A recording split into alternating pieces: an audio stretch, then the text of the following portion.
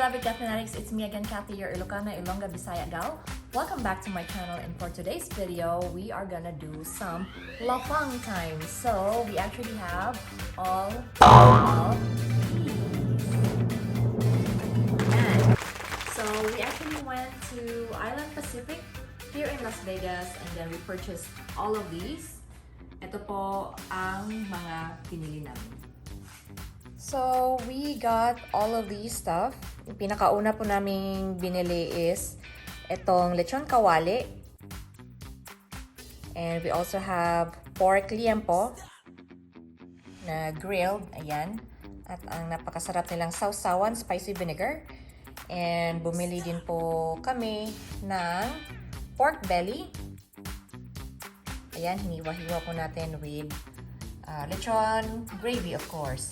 Tapos, bumili din kami ng kilawing kambing and pinakbet, and then turon, and yun po yung half ng slab ng aming pork belly. And then, bumili din kami ng samot-saring tinapay na bagong bake doon sa kanilang bakery. And bumili din kami ng mga klase-klaseng gulay. Ayan. Na binoil ni Gil. Kasi puro matataba yung pinagbibili namin. Kailangan nating i-balance, guys. So, ayan. Meron tayong gulay.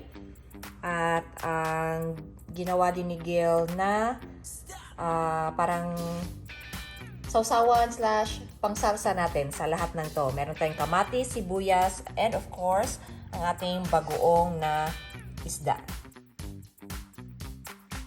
Ayan. And to top it off, ayun po.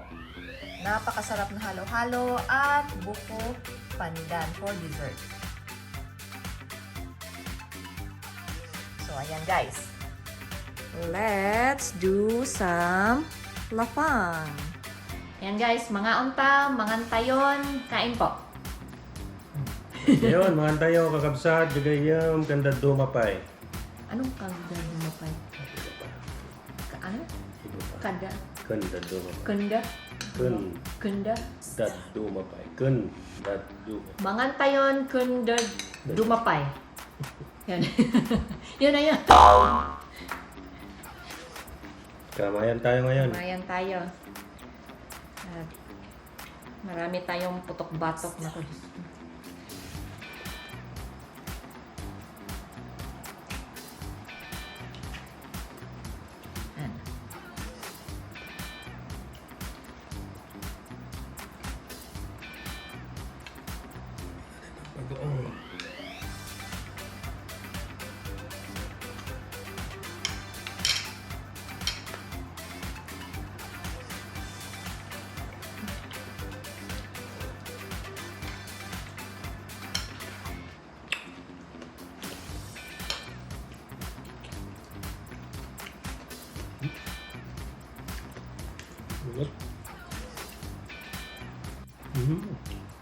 Champion.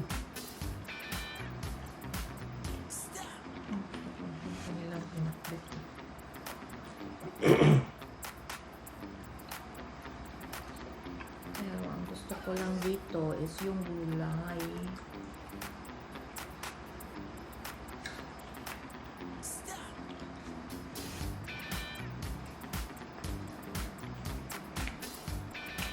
Ba yun ito?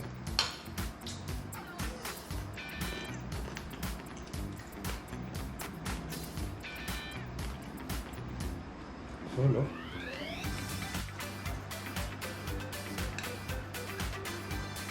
Yung kawali.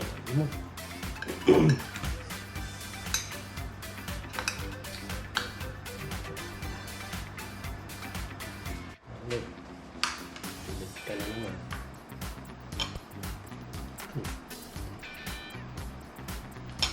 Wala ka yan? Champion. Okra.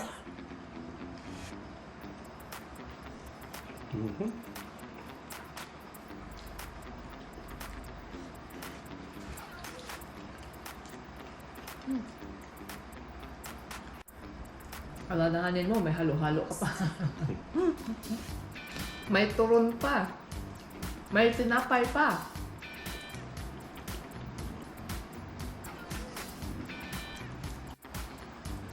Ang lechon nila. Taba. Tanggalin natin taba.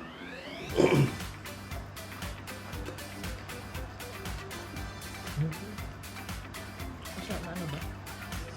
Taba. Sakto. Ito lang. Taba.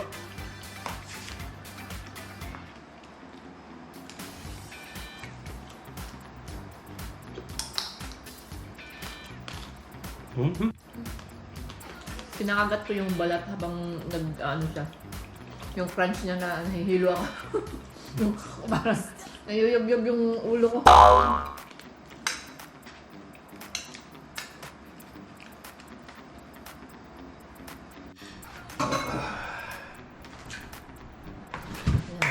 Bed, ilabas ang halo-halo. Oh?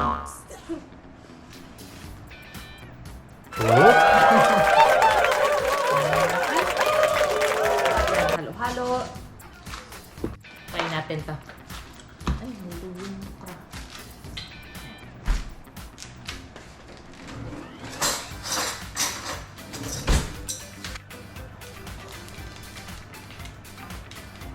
Sabay tulog. Sabay hibernate mamaya.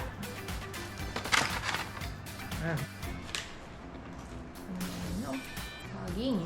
Turon.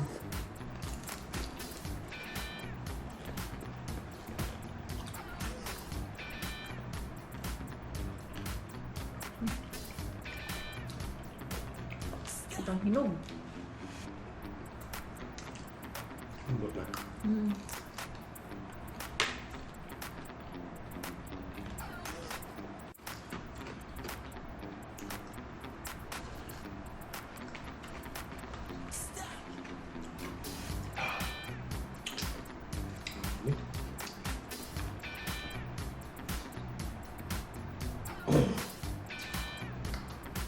Meron pala akong brain.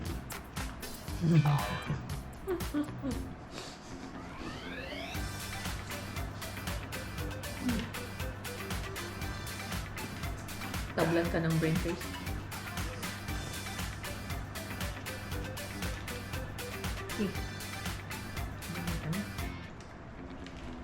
Iba na yung pambubulok na nalasa ng saging. Ganun.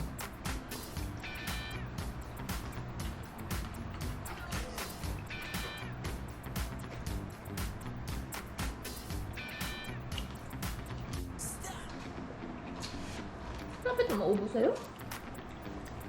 Ako nangangalhati.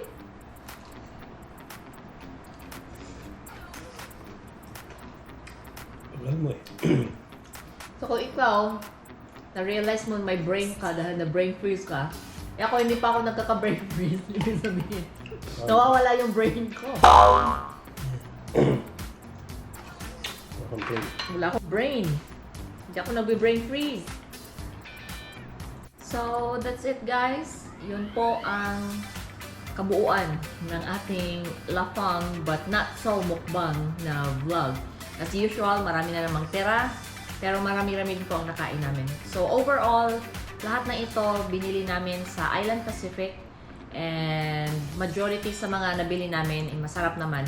Meron lang kaming mga konting items dito na hindi namin masyadong nagustuhan or hindi in-expect na ganun pala yung lasa. For example, etong kilawing kambing, ang review niya is parang hindi fresh.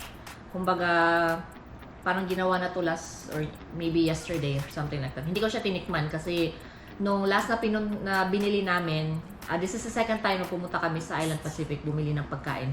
The first time na bumili kami ng kilawing kambing, masyadong maanggo para sa akin. And I think for you as well, di ba?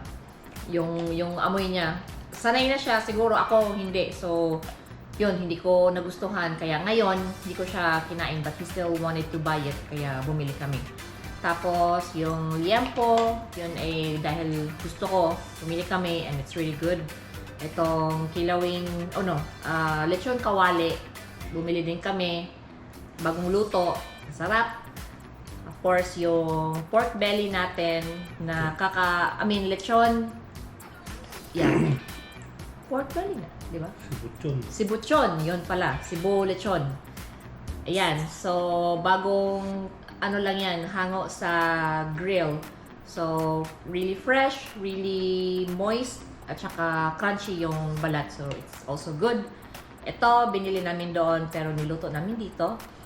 And yung pinakbit, masarap, kaso yun nga, masyadong maraming karne. Dapat, nag-request ako na ramihan yung gulay, tsaka huwag masyado yung karne. Kasi nga, marami na tayong karne. And then, ito, dito lang to ginawa ni Gil. Yung turon, natakam ako dahil nga doon sa sugar coat niya na talagang napaka-shiny ng glaze. Pero nung in-slice ko na, kinain ko kanina, sobrang yung saging na nasa loob parang nabubulok na. It's really overripe. Ayan. Tapos yung lasa niya talaga iba na. Hindi pa luto. Well, from mo. Hindi kasi dilaw pa yung fresh pa yung But meat look niya. at that. Yung, alam mo yung lasa ng sobrang hinog na saging na lasang sira na siya. Ganon yung lasa niya. Kaya, ayan. Ang kinain ko lang yung lumpia na may coat ng sugar. Yun. Tapos, itong halo-halo naman, obvious naman na nag-enjoy tong isa at naubos niya. Hindi masarap. Hindi masarap daw. Pero nauna pa siyang naubos kaysa dito sa halo-halo ko. Masarap siya, hindi siya ganun katamis, at saka marami din siyang sahog. So, ito, i-enjoy ko to mamaya. Tapos, meron din tayong mga tinapay na bagong bake nila yan doon. Mainit-init pa yan kanina. So, yun. I'm pretty sure masarap din yan. Pero yun, majority, for the most part, okay naman siya. And kung tatanungin nyo kami kung babalik pa ba kami doon to purchase some of their food, of course, we'll still gonna go there and we support Filipino products. Filipino food, Filipino delicacies. So, ayun po. I hope you guys enjoyed this video. Please don't forget to like and subscribe to my channel. Please don't forget to follow me on Facebook. My Facebook page is Bisayang Ilocana. Please follow me on Instagram as well. It's Bisayang Ilocana din po. So, yun. Again, this has been Kathy, your Ilocana Ilongga Bisaya gal. Always saying, don't let anyone turn you away from your purpose and always live life for what it's worth. Thank you so much for watching. Bye!